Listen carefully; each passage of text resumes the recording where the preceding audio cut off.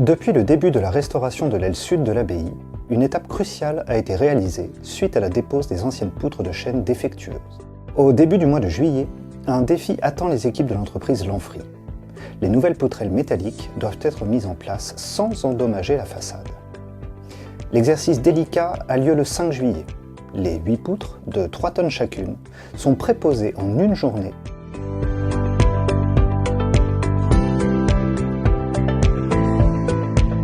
Impossible de faire rentrer une grue dans le bâtiment.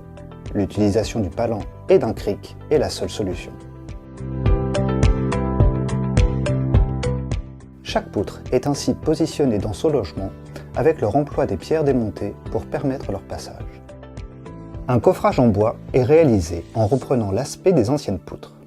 Cet habillage est scindé en plusieurs tronçons. Difficile de trouver des planches de 8 mètres. Les solives du plafond sont reprises intégralement à cette occasion.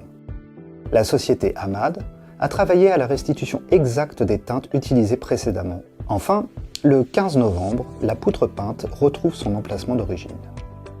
Du fait de son très mauvais état, elle a dû être entièrement refaite. Ce sauvetage a été réalisé par les charpentiers. On peut observer sur cette poutre les armoiries de la famille de l'Hospital, ayant donné pas moins de 3 abbesses à cette abbaye.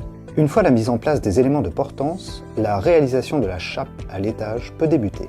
Celle-ci est réalisée en béton de chanvre allégé. Après le coulage, 5 semaines de séchage sont nécessaires avant d'entamer la pose des tommettes.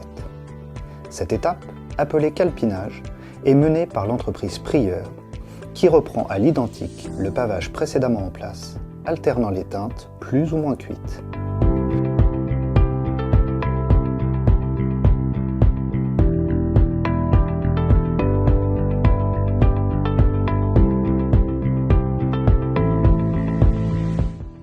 L'abbaye de demain se met en place.